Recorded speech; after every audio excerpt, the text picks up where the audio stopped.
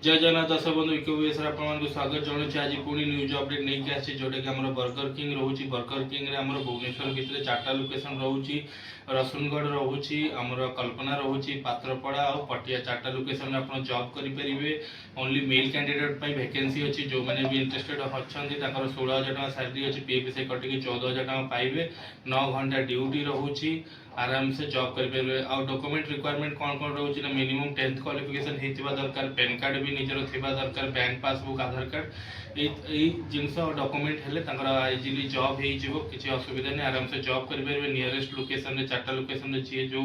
पटे एरिया भी रोथे immediate and Jaydev विहार में भी अपॉर्चुनिटी अच्छी जयदेव विहार में भी आप करेंगे 5टा लोकेशन मुझे कहीदेली वीडियो माध्यम जो मैंने भी इंटरेस्ट होती बर्गर किंग रे